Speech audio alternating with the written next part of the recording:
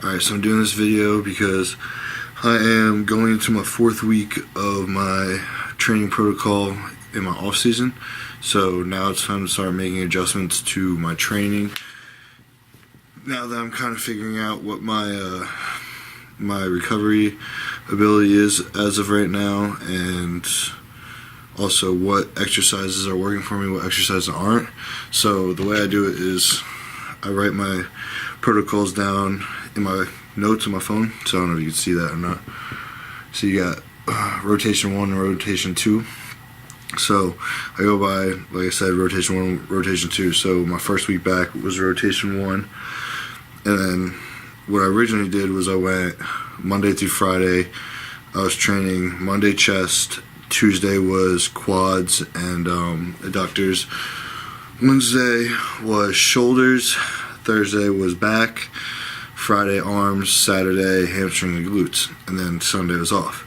So I knew I wasn't going to be able to do recover from this kind of training split for too long, but since I was coming off of show prep, or coming out of post show, I knew I was going to be weaker. I wasn't going to be pushing that heavy a load, so my body would probably be able to handle it.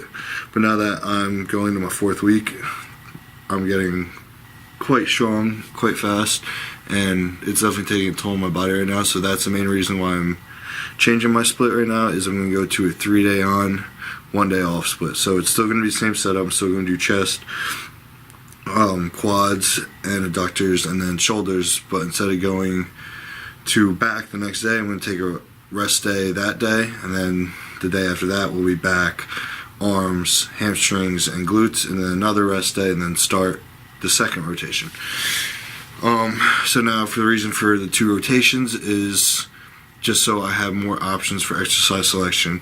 So for instance, for rotation 1 for my chest day, I start with an incline bench press, but for rotation 2 I start with a flat bench. So this just gives me, like I said, just more of an option for exercise selection. Gives me different exercises that hit my chest from different angles, and then also give myself enough time to recover for that same exercise. So now instead of going each week, I only have 1 week to recover for flat bench to try and get stronger at that movement. Now I have two weeks to try and get stronger for that movement. So that's why I'm doing that.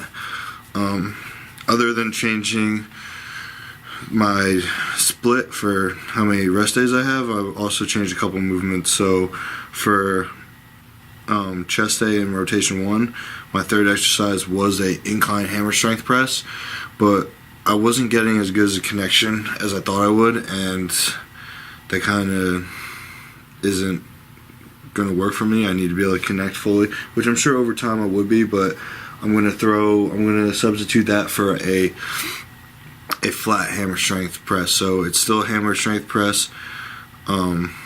I just feel like I'll be able to connect way better with my chest, and also hits my overall pecs a lot better.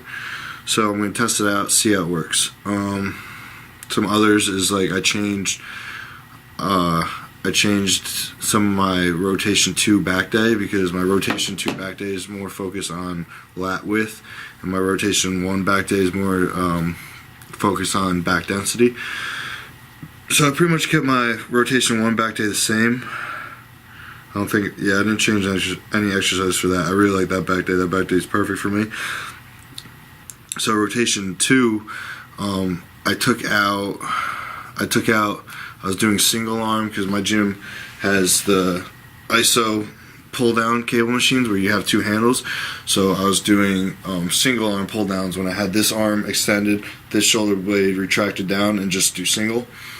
I didn't really like it at all, so I took that out and I replaced it with a wide grip mag bar pull down, because that's really the best way I'm able to connect with my upper lats is with the mag bar. So I added that in for that. Also, I was doing accumulation sets for my rope pull downs, but now I'm going to do, rope pull over. Now I'm just going to do a top set and a back off set. So I'm going to try and really load in those motions instead of trying to get a pump, because I want my front shots to be better with my lats. So my front double and my front lat spread and also my front relax. I feel like I have very wide lats, but from those shots, I don't have the density there. Like, they're wide. I have a wide lat there, but it just looks skinny. It doesn't look full. So I really want to build that density from the front. So I changed that to do 2 top sets instead of accumulation sets. And then also I'm adding in a dumbbell pullover, which I usually only do for chest. So I don't know how I'm gonna like this, but I'm gonna try it. So for chest, I usually start here, flex my pecs, come back, get fully stretched chest, and then I pull obviously with my upper pecs, and then I come here again and squeeze. So for my lats, what I'm gonna do is I think I'm gonna widen my elbows a little bit. Like I said, I've never really done it for lats, so we're gonna see. But my plan is, if I widen my elbows a little bit, should hit my lats more, and I'm not gonna pull all the way up because that's gonna put the pressure on my chest and my triceps. So I'm gonna probably stop like right above my forehead, and that should keep the tension on my lats. So we're gonna see how that goes this week. And then I messed around with some of the volume that I was doing, because originally I started off doing 1 top set and 1 back off set for every exercise, but that was definitely too much volume to try and recover from right off of a show. So I backed it down to pretty much doing 1 top set for everything. And now that I'm kind of figuring out what muscles I should be adding more volume to, which is obviously my weak point muscles. So my chest, my triceps, my upper back, I'm keeping more volume in, and some more volume in my hamstrings. And so I went from doing everything 1 top set, 1 back off set. So then I went to just doing 1 top set. And now I just went through my plan and fine-tuned the exercises I want to have more volume. So for like flat bench and incline bench, I'm doing a top set and back off set for that. My dumbbell presses for incline and flat on each rotation, I'm doing a top set and a back set all for that. For back day, my upper back movements, I'm keeping a top set and a back off set in. For hamstrings, I'm keeping usually either a compound movement and 1 isolation movement, a top set and a back set. And then what else? For triceps, pretty much all my tricep movements are going to have a top set and a back set, because I definitely need bigger triceps for sure. So yeah, that's pretty much what I did. So right now, I'm just slowly fine-tuning. Obviously, it's going to take more time than 3 weeks to fine-tune, but now I'm kind of figuring out what exercises I am liking the most and what ones I'm connecting the most with. So I'm fine-tuning my exercises. I'm pretty sure I got pretty much my setup for the rest of this bulk for exercise selection.